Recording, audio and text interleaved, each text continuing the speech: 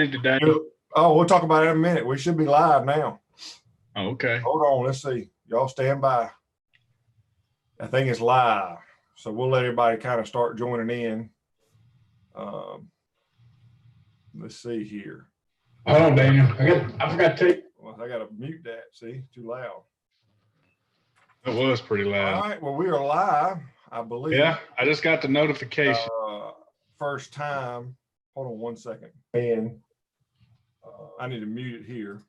Let's see. Stand by. Oh, Daniel. I got to take.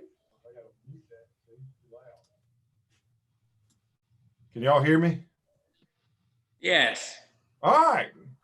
I just had to mute it on my YouTube so I can have it up on both screens. So we're live. We'll start letting people join in with us. We got 5 joining with us now. For those of y'all that just joined or are joining, thank you for joining us. Obviously, we got Dr. Duck, Dennis Lee. Hey. Not sure who that is up at the top. What you talking about, Willis? He had, I guess he had a hair transplant. No, this old quarantine won't let me go see my hairdresser, so it's getting a little thick up there. I noticed all the grays out of it. Well, yeah, it grow dark and full up here. I don't know what's going on here. It's all that duck season I share with you. You know, you give me the gray hairs. Oh, is just the facial gray hairs? Yeah, I've been cutting this back, you know, so it's conserving the wisdom up there, I reckon. Hey, how do I get on here live? It should be live. Click on the channel under videos. I got the notification. You did get a notification. We're live. I'm watching it right now. We got 8 people watching with us. So y'all at least have 8 fans. That's good. I see it now. So for those of y'all watching, thanks for joining in. We're going to hang out for about an hour or so and answer some questions. So if you've got any questions down below, just comment below and we'll try to get to them as best we can. But man, I just thought it would be a cool idea to get you 2 guys together on the YouTube page and just hang out. So you may have to mute it though on your phone, if you will. I think that was Billy, whoever. But just thought we could hang out for a little bit, talk about the season, and talk about what's going on. Obviously, we're in a little bit of a pandemic right now. Woo! Yes, sir. Your hair there, Mr. Billy. Yeah, that quarantine, you know, making it rough. Swamp Stalker, what's up? I can see the comments in there now. Okay, good. I can't see them, so maybe you'll have to do that. Dennis, turn your phone down. My phone ain't on. Oh. I'm not logged in. I think we're good. What? Yeah. This is pretty cool though. This is the first time we've tried anything like this. I'm just surprised that I got on successfully.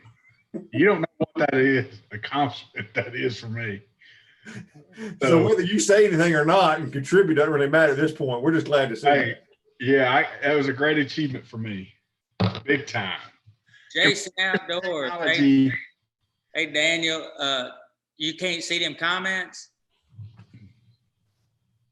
I can't. Let me get on my phone. Let me put it on my phone. Where do you see them at, Billy? I jumped on the live stream on Federal Black Cloud channel. Jason Outdoors asked, Dennis, this would be a good question to open things up. When you're coming into a hunt, some mental preparations. I'd have to tell Jason that you ain't too capable making too many mental preparations. I have to agree. I mean, most of the time when you try to think, you're probably going to overthink it. So just, I don't know. We just try to go and have a good time. You know, we preparation by scouting, doing our homework that way. So it's not too much thinking when we get there. So I think that's the key. So if you do your time in scouting, you're sitting there really watching the birds and you're not, you know, if you're blessed and nobody's running them out, you can really watch them, see how they fly in, know your wind direction the day before, watch the wind direction for the next day, and kind of line it up and just try to focus on how many guys you got, where they're going to get. So it saves a lot of that headache in that morning time, especially if you're pushing for time and trying to get everything ready and the sun's coming up, because I just feel like if you have it all organized, it takes a lot of that pressure out. So that's how we handle a lot of that stuff. I like it. Have y'all been cooking any wild game? I've cooked a few turkey breasts. Have y'all cooked any during this whole Corona shutdown? Have y'all been cooking any wild game? Swamp Stalker asked us that. Well, we finally got a turkey. Our season didn't open up until a couple of weeks ago, and then of course we couldn't go the opening weekend, and we finally got a turkey. We're going to go back 2 weeks, and so where we hunt at, we got a freezer down there, and we put the breast in there for the one turkey we got. So when we go back, we're going to have turkey fries. We already got the grease there and everything ready to roll when we get back. I've been doing the fishing thing, Daniel. Have you caught any? Oh yeah, baby. I caught a few, and my youngest son, he lives with me here in Texas, East Texas, and he likes to fish a lot when he's off work. So he brings it home, he cleans it for me. I just cook it up, baby. Can't beat that. Hard to beat that fresh fish. I know that's right. Hey, I think just going throughout the season and looking at some of the comments, and some of the comments are starting to roll in now. Appreciate you guys. Thanks for all the support. I think one of the most asked questions, and I'll let you both of you guys answer this, is what do y'all think about those Rite shotguns? What was y'all's opinion having gone through the years shooting them? What are y'all thoughts on the shotguns? Well, I think for myself, I've been shooting Benelli for a while, and it's a great gun as well. And but with Rite, I do like the way it's a little bit lighter than the Benelli. Also, it's inertia driven, just like the Benelli. It's a little bit easier to clean with the unlocking mechanisms they got with a little push button by the trigger guard. You pull it out, clean it, you can be in the field. You don't have to worry about losing the pins. It patterns real well with the kicks, chokes. So I was very impressed. And, this season, I wasn't easy on the gun at all. I treated it just like it was a tool, and it worked very well. How about you there, Mr. Billy? Oh, sometimes we get in habits, I think. You do this a long time and you kind of get accustomed to, sometimes you get locked in. I know with decoys, it ain't the same because we always want to try the newest thing, but you get on a piece of equipment. A gun's a big investment. Outside of a boat and the truck you're pulling that boat with, the gun, probably going to be one of the bigger investments you make when you duck hunting.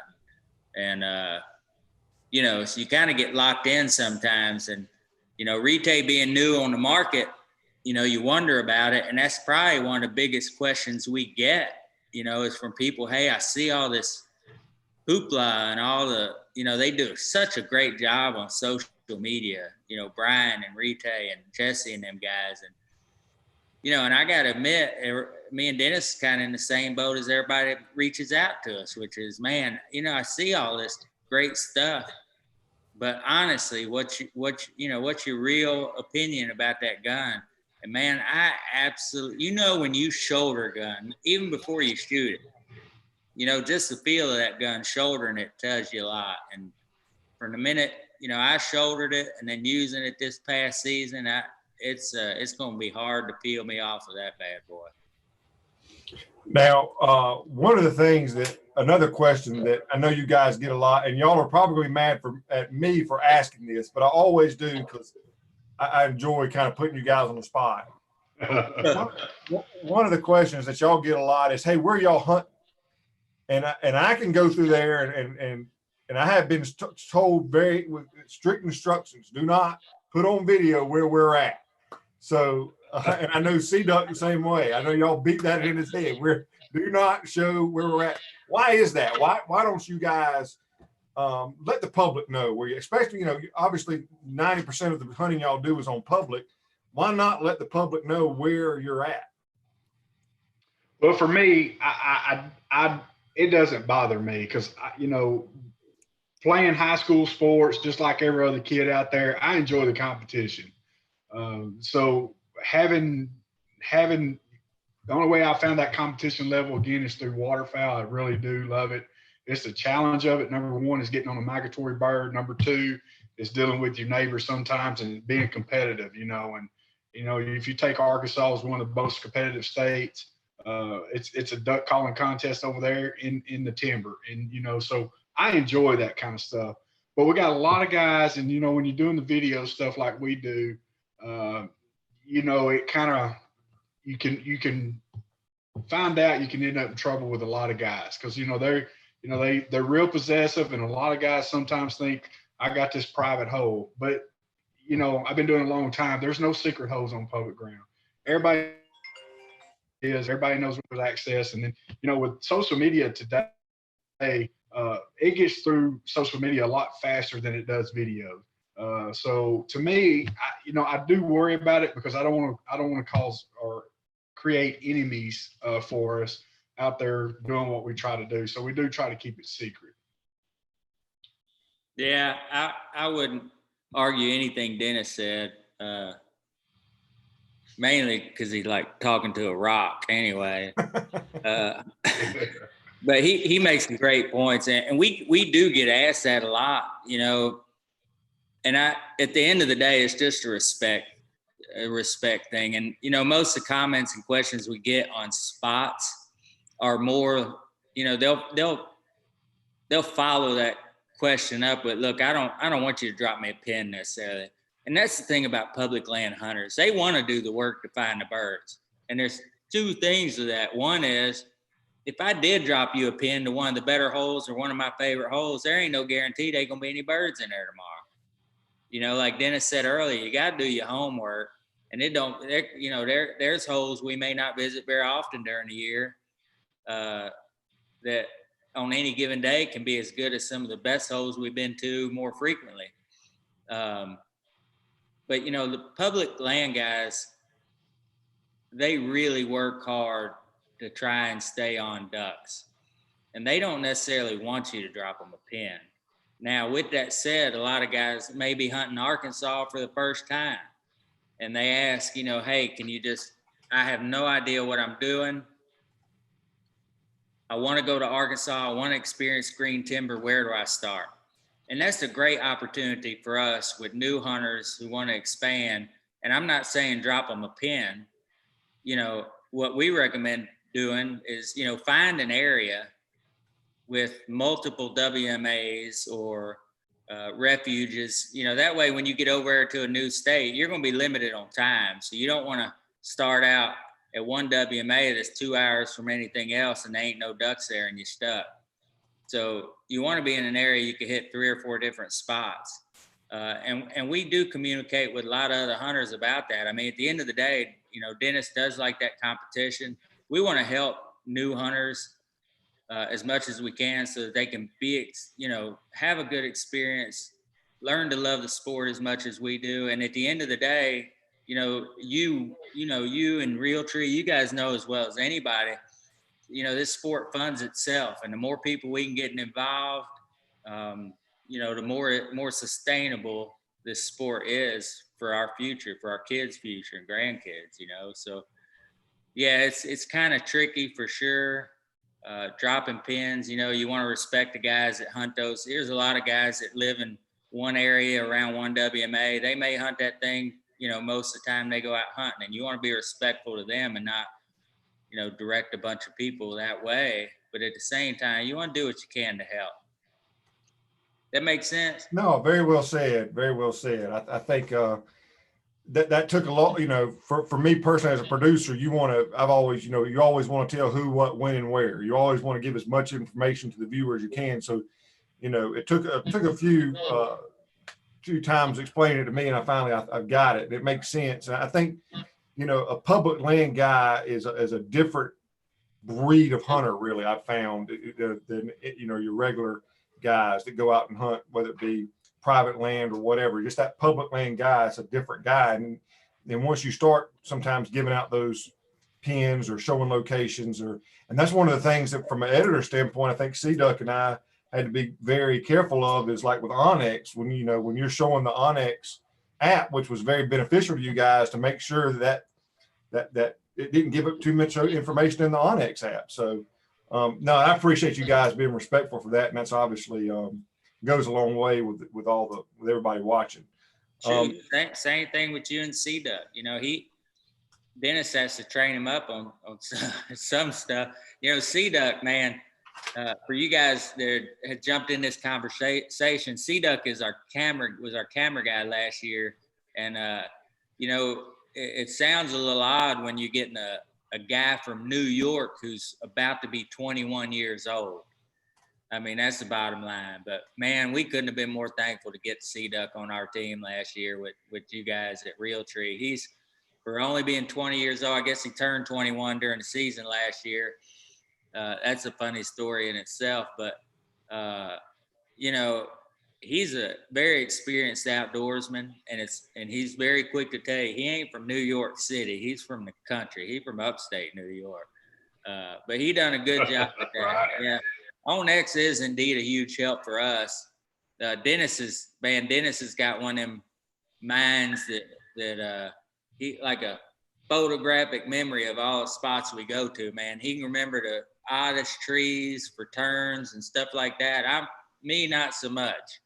OnX is a big help navigating around. It's the most help for us in boundaries. You can get in a lot of trouble carrying a gun across somebody's private property. So keeping OnX handy, knowing where the boundaries of a lot of these public lands are, is huge for us. All right. Well, Jason asked, what is y'all's favorite piece of Drake gear? Y'all used Drake this year, and I personally love the waders, but what was y'all's favorite piece? I like the wader jacket because I like wearing the jacket on the outside, especially when it rains. You know, I noticed a lot of guys, and I used to do the same thing. I used to tuck my jacket on the inside and put my waders on top of it. But the problem with that is when it rains, of course, water runs downhill, and you got water coming into your waders. So I like wearing the wader jacket. It's a little bit higher waist high. It doesn't go down. You know, if you're wading in water, it doesn't dip down in the water. Plus, it's just got a shell belt down there. And it's got plenty of pockets, very comfortable and lightweight, and you will stay warm. So I would have to say the wader jacket is probably my favorite. I'm with him, and not so much. I still tuck mine in a lot unless it is raining. He makes a good point. I never knew, actually. You learn something every time you listen to him. I never knew rain ran downhill. I mean, it's so enlightening hanging out with this guy all the time. Yeah. He's right on, man. That dang jacket, man. You got D-ring clip for your kill switch. You got little slots for your shells. And you got so many pockets. I mean, you got pockets on top of pockets. In pockets. You actually lose stuff in all those pockets. That's right. You know how many snacks he finds come springtime shoved off in them Drake jackets when you go to wash them? Hey, here's a good question from James, and the reason why it's a good question is because I'll go ahead and break the news to you guys now. I was kind of waiting until later in the year in the summer to tell you.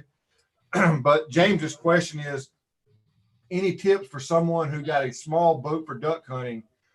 You guys have a kayak sponsor next year, and the majority of your hunting needs to be done from kayaks. So just breaking that down, Jeff, just kidding. So I don't know how we're going to get to the whole, but anyway. We just got to figure out how to put that pro drive on back at kayak. We'll be no kidding. I'm sure y'all can figure out a way to do that too. It'd be the fastest kayak out there. Hey, any tips you guys have for somebody who does use a small boat for duck hunting? You know, I've been driving pro drive now for probably 20 plus years. I mean, I'm on my third boat, and actually I got my second and my third still. My first boat I sold to a friend of mine, and he still got it today, and it still runs. You know, and I'm not easy on them. So as far as the motor, the boat, it takes the abuse that we put it through. The season's kind of long for us, so we need equipment that we can depend on. So pro drives that boat for me. I like the way the motor runs. I also like the way it turns. It drives more like an outboard than standing up in the boat. The reason why is because running the rivers, going down river, you don't have much brakes. Making a right-hand turn and leaning over and trying to make that right-hand turn off the river with moving water, it can get pretty jittery there. So I like the way it can move in and out of the timber and the quick turns you can make. So, and you know, in KP down there at Pro Drive, he's always trying to make improvements on his equipment. So, very, very, very pleased with that boat. And also, I think in the price range compared to the other brands, it's going to be right in there. If not, it's probably going to be your better price boat. Well, to that point, I think, and I've always said, and y'all have heard me say this, and I think C-Duck would say the same thing is, you know, any time that you go out with somebody, whether it be duck hunting, fishing, or hunting in general, you know, you got to trust that not only the person and the people that you're with, but you got to trust the equipment that you're using. And I've had a lot of people that have watched that opening day Arkansas video and known that I was involved with you guys with that, and asked me like, man, I bet you were puckered up, and I bet you're nervous going through that timber. And I always tell them that, man, I had complete trust in Dennis driving the boat, but I also had complete trust in, you know, the equipment that he used to get there in the boat. And when you have that amount of trust, it goes a long way. And y'all may can speak on that. Is obviously you guys have been hunting a long time together. You're smiling. Obviously you don't feel the same way. Okay. No, I do. I trust Dennis with my life, not just with duck hunting, but in general. I mean, we go a long way back, and there's nobody on the planet I trust more, for sure. And I think you make a very valid point. I didn't want to leave the kayak conversation yet, but the reason I was grinning, you talk about trusting your equipment. However, we had to supply you with some new draws that day, I think. I'm trying to remember, was that SpongeBob on them draws or what? Who was that? Well, you know, it's just, yeah, I mean, it is what it is, but it did get hairy there for a second. I mean, you had a major equipment failure. No, but hey, Dennis and I, you know, there was a period where we had some access that was difficult to get to, you know, and this was before Pro Drive. And, you know, you'd come up on beaver dams, and, you know, it's just the best situation and the best way really to utilize a kayak. It's nothing to, you know, I mean, obviously it's hard work paddling bad boys around, but, you know, we had that P-row, and we could get up the creek. You come up on a little dry spell or beaver dam, you just get out and you quick shove that little thing over, and you in the next body of water. And we were able to get in some really tight spots and you know, you can really utilize that kayak as a tool. But one thing we learned, at least with the P-row real quick, is don't let the dog ride in it. I think we spent 2 weeks fishing shotguns off the bottom of one slough because dog decided to ride in the P-row and flipped it and dumped. We just was pulling the kid in it. I think it was Patrick, wasn't it, Dennis? Yeah, I think so. Yeah. But yeah, that was quite an experience. So we didn't let the dog ride in the kayak anymore. No, he had to swim. Well, changing gears a little bit, and this kind of goes into GP Outdoors' question here, and obviously every year the president gives the State of the Union. So I ask you to briefly, what's the State of the Union of duck hunting and duck hunting in general in your guys' mind? What do you foresee, you know, duck season this year being like? What's the state of duck hunting? I think it's going to be good. I know South Dakota got some late snow. They should, and I think got plenty of rain. So the numbers should be up again. I feel like it's going to bounce back. Hopefully, I got high expectations every year, so I always want the numbers to be high as they can possibly get and beat last year's number. And I really feel like it could happen with the water levels that they got in the potholes. And I think Canada's got a few rains up there, so hopefully it works out and we get more ducks this year. But the numbers are good as of right now anyway. So I think hunting right now could be a great success. So that's my theory. I'm gonna go with him. You know, the most exciting thing I see is, you know, Dennis's mission has been, you know, if you asked him, you know, what do you know, a lot of people, how you get into this, why you get into this, you know, the reason we're here and doing what we do. Tough. Well, he got something to say. You know, he over here telling me to shut up. But it is, you know, Dennis, one of the things and one of the great things about working with Realtree is y'all don't say, hey, you need to go do this or do something this way. You know, Dennis is doing today what he did a long time ago, or Dennis and me, you know, and that's all we want to do. We want to chase ducks on public waterfowl. And Dennis kind of personally made it his mission. You know, everybody's like, why you share so much information? Don't give spots.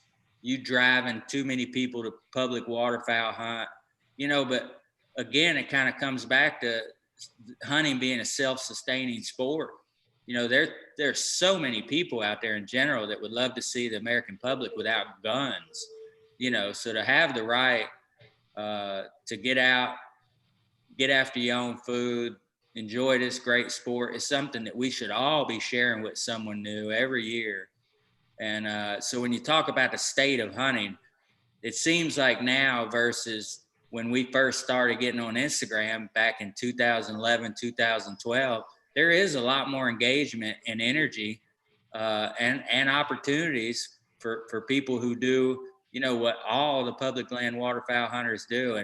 And so I feel like Dennis has got some good energy and he's sharing some good word. And I see so many people that also hunt public land waterfowl who are starting to share that same message, and they're getting more people involved, and they're talking about some of the things we've been talking about for quite a few years now of you know, not running people off, helping educate the people that are trying to get into it. And that part of it, you know, I'm all about that journey. So that part of it for me is very encouraging.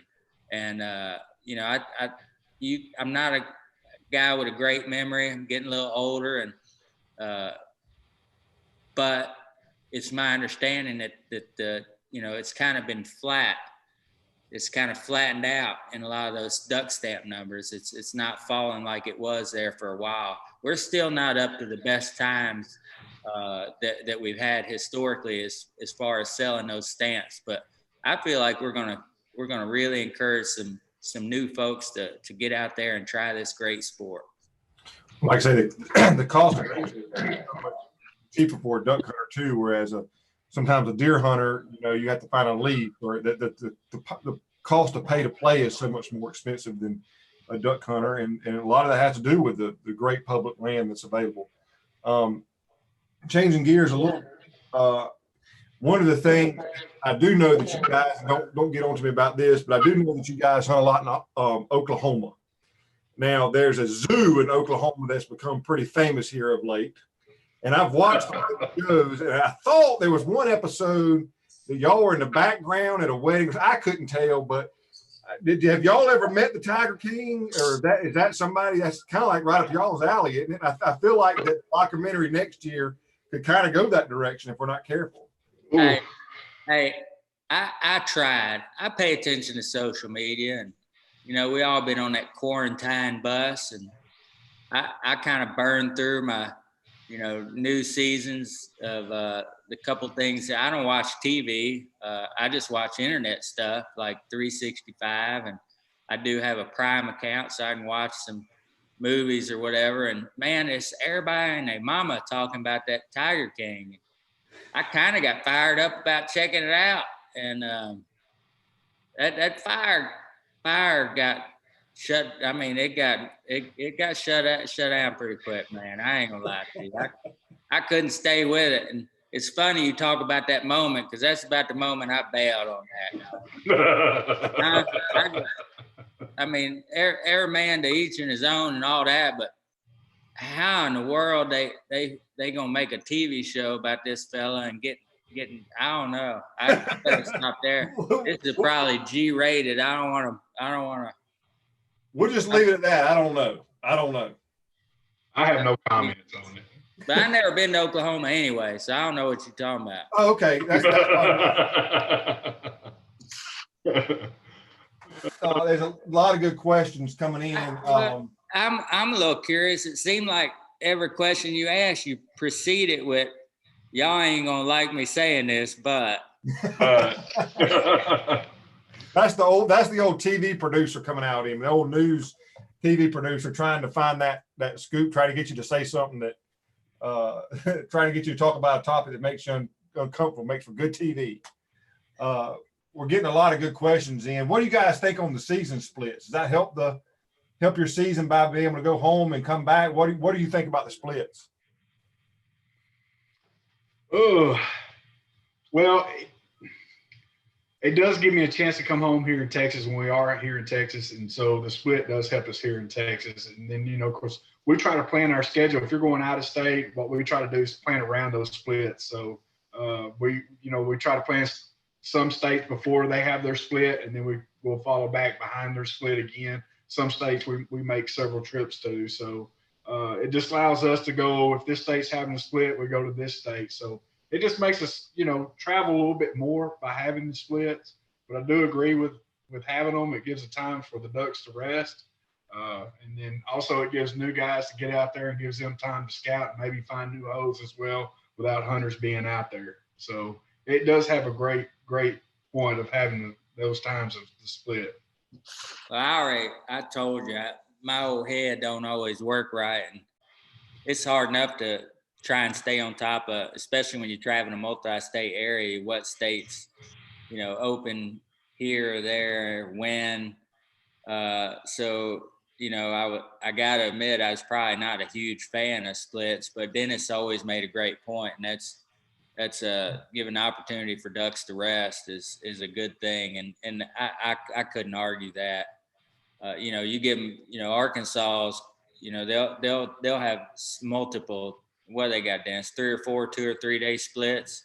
Yeah, usually it's about 3 of them.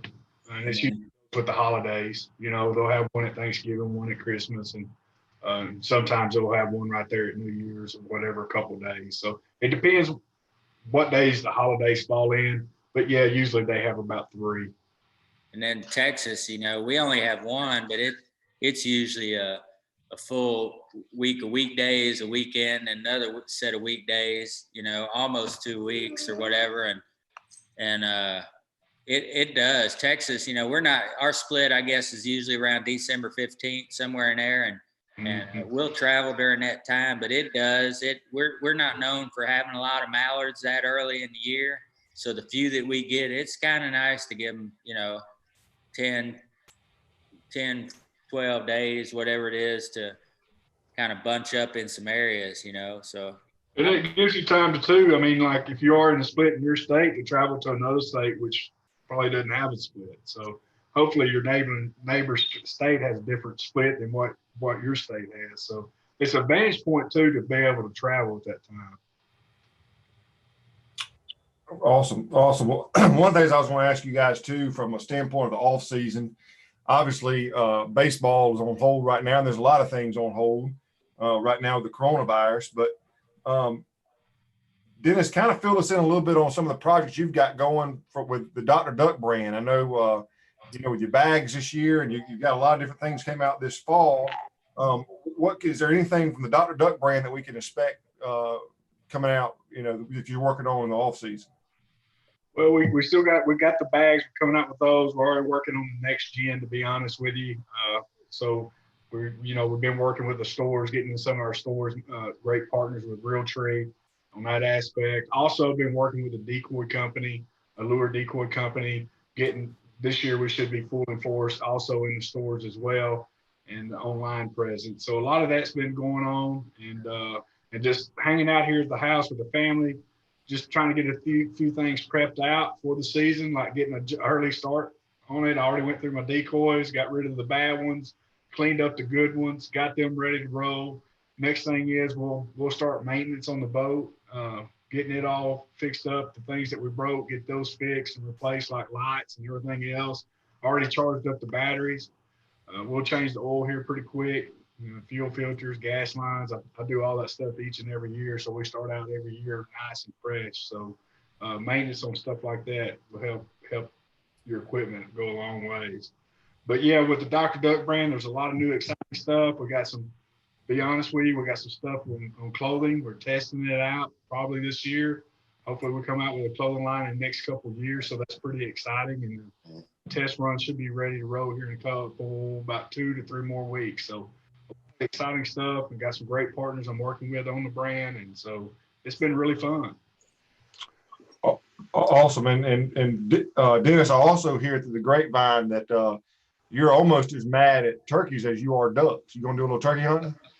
Yeah, my son, my youngest son, he's, my oldest one's in the workforce now. He can't get off, and my youngest son's been so involved in baseball, it's really hard for me to get to duck hunt with him because the season's over. He's working out to get ready for spring, so with the coronavirus here and it shut down his season, it allowed me to spend some time with him turkey hunting, which I enjoyed so much. We spent a whole week down there, and of course we didn't get the big tom, that we wanted. And Billy, tell you, we worked from sun up to sundown. It just wouldn't. I think they're about 2 to 3 weeks out from being really hot, so they were gobbling just enough for us to get on a little bit. And we faked out a bunch of jakes, and jakes come in really well, but the big toms were just holding off if they even gobbled at all. But the last day there, we decided to let Dalton. He took a jake, and so he worked pretty hard for it. So we decided to let him shoot one, and it was a great time. And especially when you spend it with your son, it was a lot of things. And plus, my best friend Billy was there to share that with us, and it was a great time. Well, speaking of stories, I think there was a lot of shows. Well, I know there's a lot of shows that really resonated with people, and you guys really resonated, obviously, with not only duck hunters, but just, I think, people and hunters in general. There's a lot of the different things that I enjoyed seeing, whether it be the motor missing off the back of the boat that morning. I thought that was just, I actually believed it when I heard that y'all were missing the motor. That I did not say, "You kidding me?" It was like, yeah, okay, I can see that. But tell us, Billy, is there something that stands out in your mind that wasn't captured on camera that's a good story you can share with us that maybe the viewers didn't get a chance to see? Is there something that comes to mind? Ooh.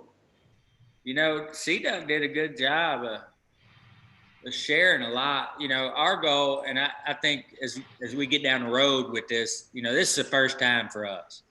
I know you guys had some great success last year with the Spring Thunder stuff and some of your deer stuff, but with the waterfowl, at least from our perspective, we had done a short film or two each year, and to do a weekly episode, it's an absolute blast. I love it. I'm not gonna say I don't like it, but there's so much you think going in. Hey, we got a lot to do to make sure we get an episode done every week. But in all honesty, all the work that's put in and everything you're doing, there's a lot of stuff that don't make the cut for some of these shows. But man, thinking back on something that sticks out, that's a tough question. You stumped me here. I probably should have gave you a little heads up on that one. Yeah, because like you said, Steve did such an amazing job of capturing everything. I mean, there was very little that didn't get captured. It was just, obviously there was I'm sure some long nights at the boat ramp. And I think for me, probably one of the things that sticks out in my mind was the night that we spent the night at the boat ramp there on Arkansas for opening day. And Dennis was trying to, I think he was driving the truck, but he was trying to do the right thing and pull the boat over to the side. But when he did, he had the boat kind of a little bit of an incline. So that night I got to sleep on the incline, which wasn't a big deal, but I guess I was tired enough where it really didn't matter. But that was a cold and wet and rainy night. And then of course you got the nights where you spend the night in the boat and get up early in the boat and the mosquitoes early season getting on you. And there's just so much that goes into it. I think that a lot of people don't appreciate the suck. And I think you guys appreciate the suck. I don't think there's a lot of guys that can do it just from the mental, aspect of it, but you got to love the suck. And I think you guys do. Billy gave me a book one time, and it was called Misery Loves Company. If you had, it doesn't, it was a great book. So, and it's about duck hunting. And if you read that book, it really describes everybody's problems, things that happen. It's one of those things. The boats break down, you lose this, you break that, your shotgun jams up. There's just always something in the season that happens. But it only doesn't happen to you. it happens to everybody or somebody in your group. I guarantee you, running out of gas. It happens. You either run out of gas in your boat, or you run out of gas in your truck because you're in such a hurry to get there, do scouting, do something. It's like you don't have time to stop and get gas. I've run out of gas twice before, so in the same day, and stuff like that just happens. Well, only to you, dog. Only to you. I think there's so much of that, and I really think we'll do a better job moving forward as we develop an understanding of what does well and what doesn't. And I think people get excited about seeing all that behind the scenes stuff, and that's something we're going to do more of. But I'm sitting here listening to him talk. There are two things probably that don't make the cut as much as I wish they should. And one of them is our Dennis and I. You know, when you spend, whether it's your spouse or you know, or your close friends, especially during hunt season, Dennis and I spend a lot of time together, and we get on each other's nerves every year. And we argue about a lot of stuff, and C-Duck cuts a lot of that out, and I get a kick out of it. You know, they a lot of "I told you so" back and forth, and I think people could expect probably to see a little more of that moving forward, and that's something kind of sticks out in my mind because you know Dennis is very wise and smart when it comes to waterfowl, but you know I've been around the block a time or two, and I hit a lick once in a while, but the last thing he gonna do is acknowledge it. I gave you credit last time. What once in the last 8 years?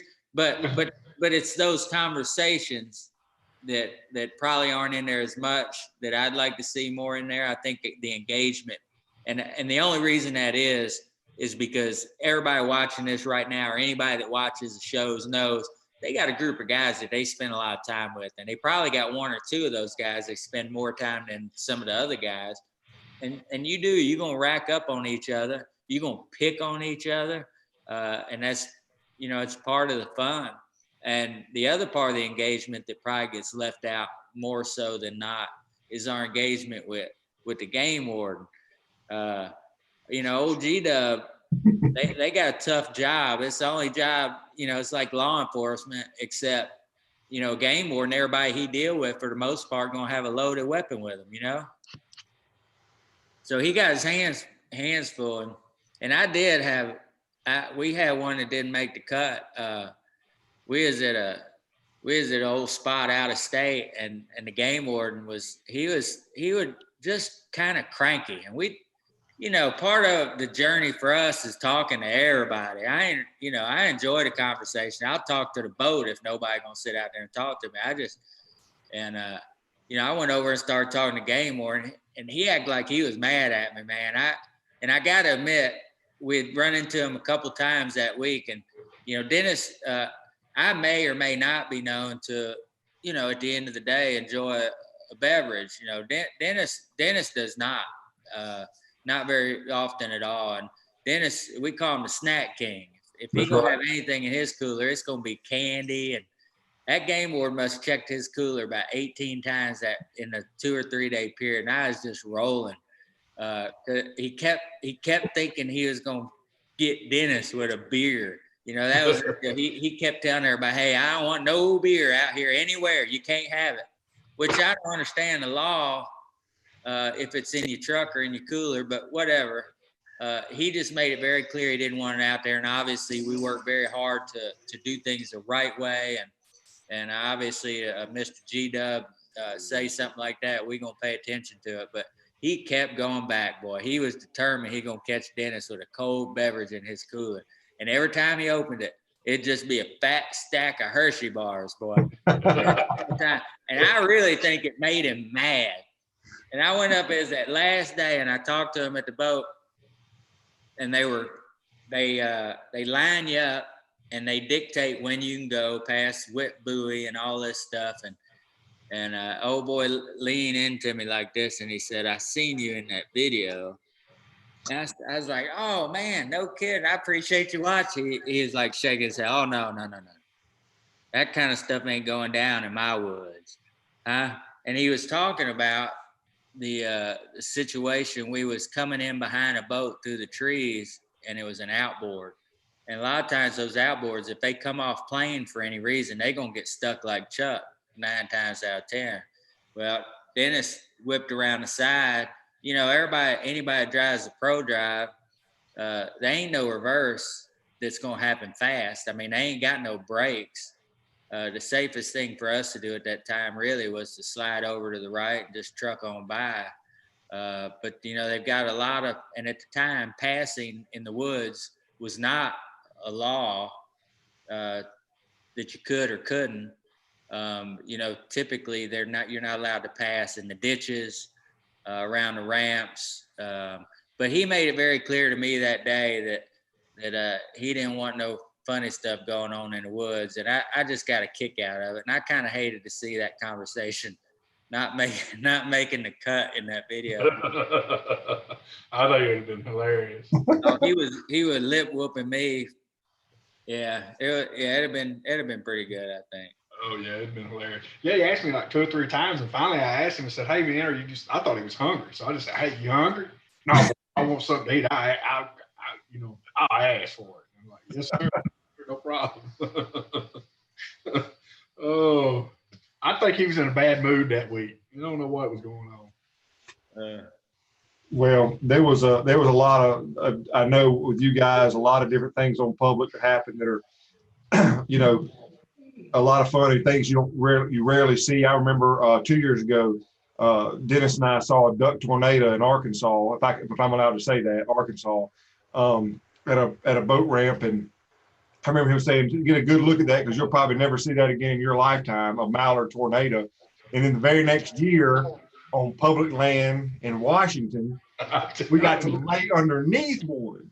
Yeah. I've never, people ask me all the time, you know, what's the most, you know, incredible thing you've seen while doing your job? And I've been very fortunate to see a lot of incredible things, but that right there has to be at the very top of the list, to be able to lay underneath a Mallard tornado anywhere, much less on public land. Talk a little bit about, you know, that experience for you guys. I know that was, you know, not something you guys see every day either. No, I think it's just something incredible because to me, numbers is the most important thing. And to me, I love to go just see the numbers and seeing a bunch of ducks and just seeing them work. And, you know, and as a waterfowl hunter, you have the opportunity to really learn a lot from them when you go do that. But to witness the tornadoes, and I'm talking about the good ones, you know, there's some out there, you know, you got big tornadoes and little tornadoes. We got to witness 2 big tornadoes. The one to sit back and watch it and see the different levels of it is extraordinary, and to sit underneath it and to actually watch the different levels of it, and to actually, I mean, the wind blows. When you're under a good duck tornado, the wind blows. And I mean, you can hear their wings, you can feel the air flapping off their wings. And to me, to waterfowl, to me, that is one of the most incredible moments that you can ever experience. Is to, you know, we got so on us we couldn't pull the trigger, and to me, to experience that moment was more than anything than pulling the trigger, because it's not very often you get to witness those. I'm sorry, you're recording this, right? Yeah. All right, good. I just I don't know if you realize this. I hunted with this guy for a really long time, and he's a straight up killer dog. And to hear him say what he just said, I'm so glad you got that recorded. Well, you know, the number one thing is we're gonna go kill ducks. I mean, that's the whole point about it. Duck hunting is to go kill ducks. But to experience that, it's unbelievable. Probably won't ever get to do it again, to be honest with you. It's really hard to come by on that caliber of a duck tornado. Well, to me, the one of the coolest things about that whole thing is I could hear everybody in my headphones talking, and to hear you guys laying there underneath it going, "All right, I'm not calling it, you call it. I'm not calling it, you call it. I'm not calling it, I can't call that." Everybody just put their guns down. I'm like, oh, somebody shoot. You know, you can just point your gun up and shoot and kill 7 of them. Well, it's hard when you got that many ducks on you and you only can shoot 3 times. And even if you get lucky and hit all 3, number one, you educated a bunch of birds. That's the main thing. You educated a whole lot of them, made it harder for the guy the next day. But there again, to shoot 3 times or to witness it actually coming down and watching those ducks just land at your feet. And actually when we raised up, it was like a bunch of chickens running through the field with green heads. I mean, it was just running around everywhere, and just hearing them talk, clutter, and continue to come down. To me, that was worth more than pulling the trigger 3 times. I got one more question, and unless we have more questions come through, and obviously Federal, we want to thank them for their partnership in this show and bringing it to us, or bringing it to everyone. One of the questions that, or I should say questions, one of the things that I learned from you guys was, and thinking about it, how much you guys travel. And I will say this too, and not to get too much on sponsors, but I know how many miles y'all think y'all put on your truck this year?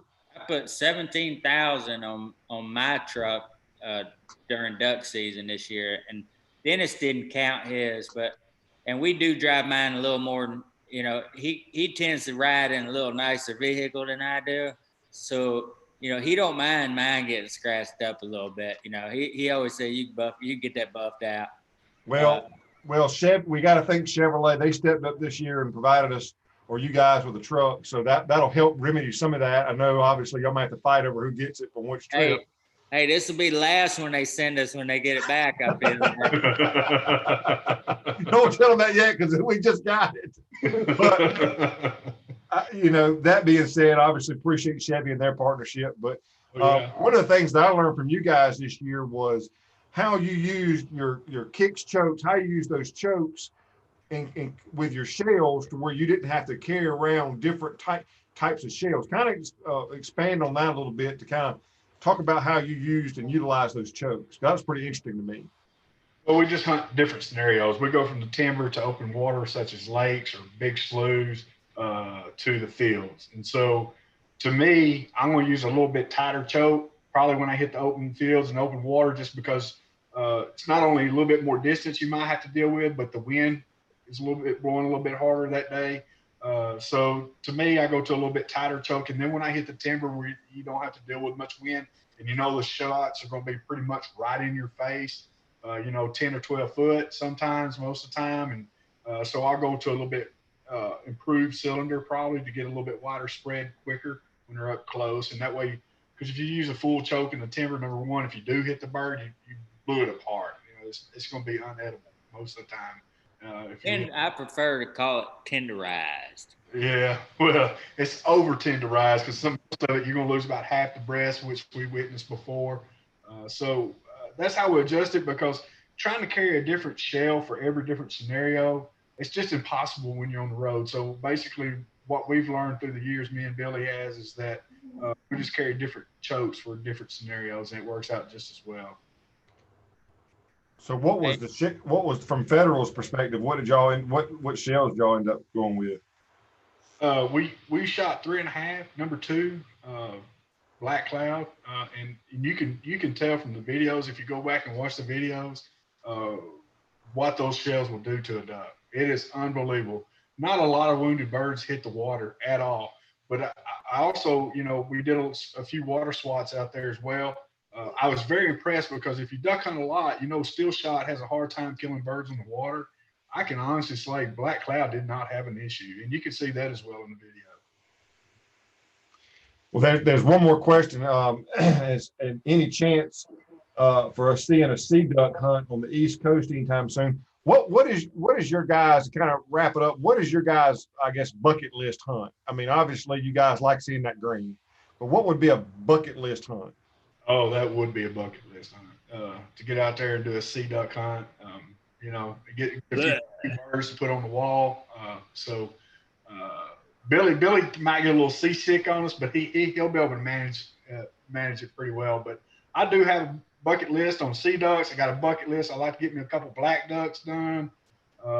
There's a few things. A harlequin, we'd like to get a harlequin. That's on our bucket list as well. So yeah. Man, we're all in on stuff like that. I don't know. I'm gonna go wherever, I'm gonna roll with Big Dog over there, but I like keeping my feet on the ground. I'm just gonna say it. Our buddies over at 737, and that's something before we close out. I know you're moving forward, but I'd like to say, a lot of people You know, we hunt mostly public, but it's not our goal to bash anybody that hunts private. You know, Dennis talks about a lot on our podcast how, you know, the public land hunter, he gonna put a lot of work in during the season. Them private guys, man, they got a lot of work they got to do out of the season. And you know, our goal was just to provide a show, because most shows you see a lot of them guys hunt private, and we wanted to do a little different. But Hunter Burris jumped in here, and his dad Blake, we hunt private a couple times a year, and one of those times this past year was Realtree did such a great job. They gave away a guided hunt to a young man, and that man elected to bring his little brother. And it's on the videos if y'all hadn't checked it out. Check it out on 365. But man, it's such a great experience getting out with them young guys. But it was Blake, it was Hunter's dad that allowed us to come over. And Blake and Hunter both, he's in here now. If a lot of people ask, hey, I want to go to Arkansas and I got 3 days, you know, Dennis would be the first to tell you, look, it's going to take you 2 or 3 days to scout and get on the birds over there if you've never been. You know, if you're only going to go 2 or 3 days and you want to have a great experience in the green timber, the best way to do it is probably going to be with a guide. And Blake and Hunter, they're both around the Langill River area. They're just super people, and I'm super thankful he jumped in, and Dennis and I both, and I know Realtree appreciates what his dad did, helping to take them kids out this year and introduce them. I think that was his first Arkansas mallard, wasn't it, Dennis? It was his first mallard, period. So it was very exciting to witness that and be a part of that, and by getting those young people out. You know, Billy and I talk about it all the time. Is it doesn't have to be your own son and daughter.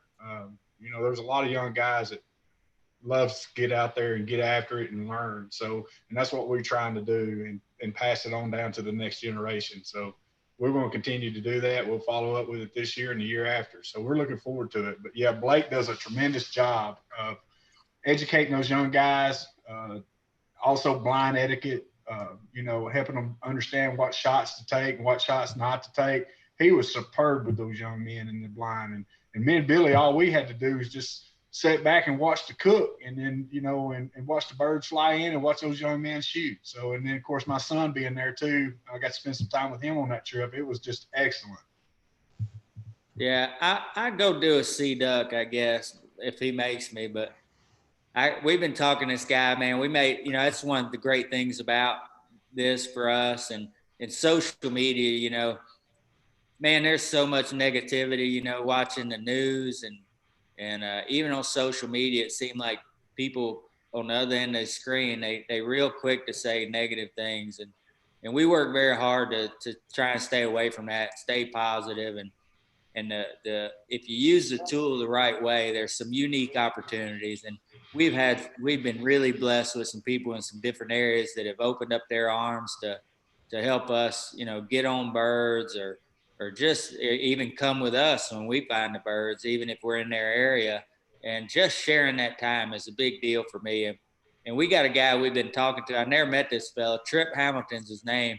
And he's been on us about coming up there to Alaska. And I've been running it.